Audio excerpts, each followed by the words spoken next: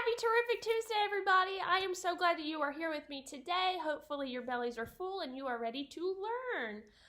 Today we're going to talk a little bit more about Grumpy Mr. G. We're going to start off by answering a question so you can get your memory jogging. All right. How does Mr. G feel in the beginning of the story? Does he feel excited? Or does he feel grumpy? He feels grumpy. And if you don't remember, we're going to look on the first page so we can look back at our book. And we can either look at the pictures. As you can see, he's grumpy. Sorry, my nails are gross. All the nail salons are closed. Mr. G is grumpy. All right, so touch that grumpy feeling word. Good job. All right. So, our story has a character, events, and a setting. People in a story are characters. Excuse me. What happens in a story are the events. When and where the story takes place are the setting. So, the goal by the end of the lesson is to be able to fill this graphic organizer out. And we're going to, I'm going to show you a few ways that you can tackle that, okay? All right, let's get started. Mr. G is grumpy. His window is made of clear glass. The sun shines through his window. The light shines into his eyes. This wakes him up early every morning. All right, we're flipping and tucking the page. Mr. G needs to sleep. He wants to make his room dark. Curtains can help make his room dark. Mr. G buys different curtains. Point to the curtains. Good. These are the curtains. Mr. G hangs up thin white curtains. He pulls the curtains closed. He goes to bed at night. Will Mr. G get some more sleep?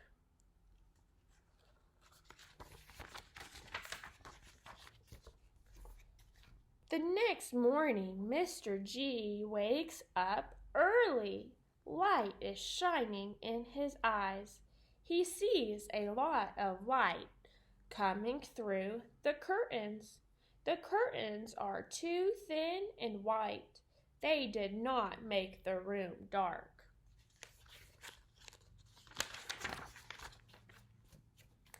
Mr. G hangs up different curtains. They have black and white stripes. He pulls the curtain closed. He goes to bed at night. Will Mr. G get some more sleep?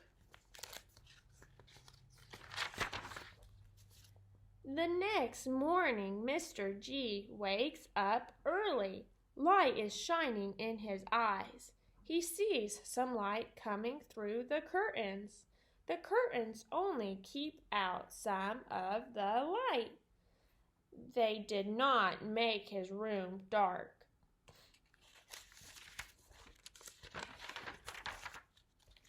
Mr. G hangs up thick black curtains. He pulls the curtains closed.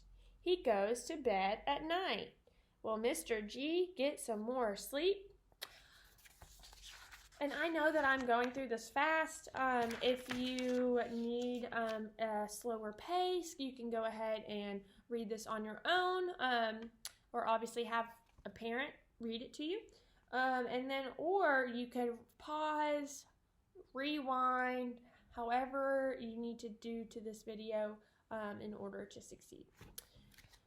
The next morning, Mr. G wakes up later. The light does not come through the curtains. His room is very dark. It is hard to see anything. Ooh, do you think he's gonna sleep? Mr. G is not grumpy anymore. The thick black curtains blocked the light. He did not wake up early. Now he will be able to sleep more. Mr. G is happy. Show me your happy face. Awesome. I love all of those smiles. I wish I could see them in person. All right. So we are done with our book. We're going to go ahead and fill out our graphic organizer sheet. And we can do this a multiple variety of ways. So we're going to answer the question, who is the story about? What makes Mr. G grumpy? What does Mr. G do? And where does the story take place? And so what you can do is you can use, hang on one second.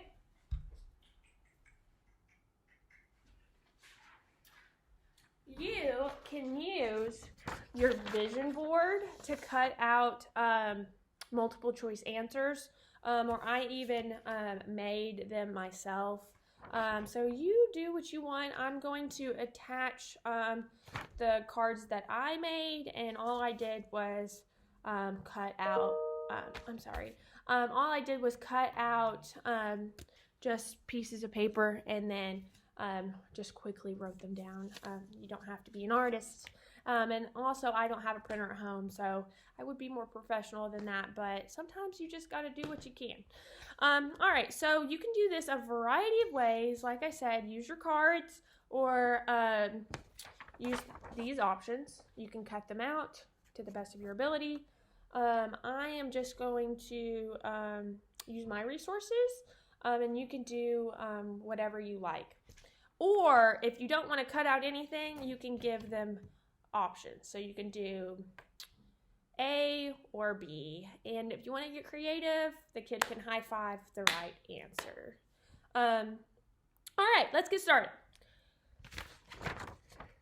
Who is the story about?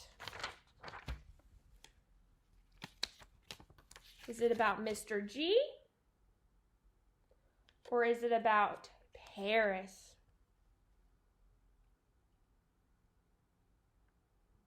And again, I'm going to go ahead and tell you the answer so we can do this together. Okay, so who is the story about? Mr. G.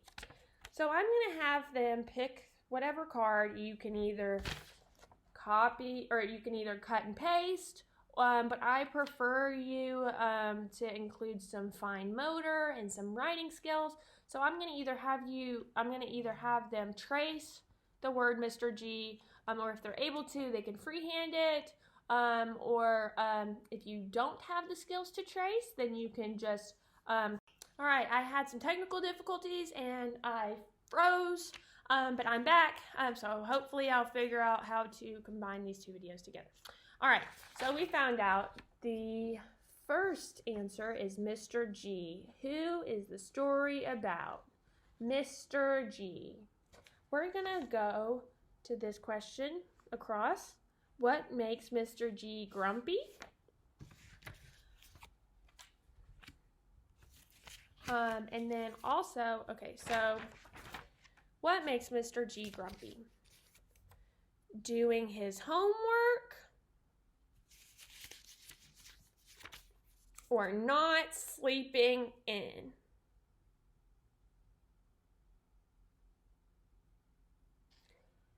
I think based on the book and based on the pictures and the words in the book, not sleeping in makes Mr. G grumpy. All right, good job. On to the next one. What does Mr. G do? Does he change his curtains? Or does he go to the park? He does not go to the park. He changes his curtains. So again, friends, I am going to either cut and paste my answer, or I'm going to trace it, or I'm going to free write it. And if you think that this is too easy for your child, you can give them a multiple choice of 3 rather than 2. Just whatever you think your child needs. Again, this is a class filled with a variety of different needs, so it's kind of hard to address each student without going into too much detail. All right, last one. Where does this story take place? Does it take place in New York or his house? Remember, this is called the setting. This is where the story took place. His setting, or the setting of the story, took place at his house. All right, once you have completed and filled this out, you're going to put your name on it, and then you're going to put this in the pile that you turn in. Again, friends, you can use your high five method if you don't want to prepare any cards. You can use your vision board. You can cut out options that best fit the question, or you can do like I did and you can make your own cards, whatever you like to do. Again, thank you so much for checking in with me today. I hope everybody is having an awesome week so far. I miss you guys so much, and I can't wait until the next time I see you all. All right, see you guys.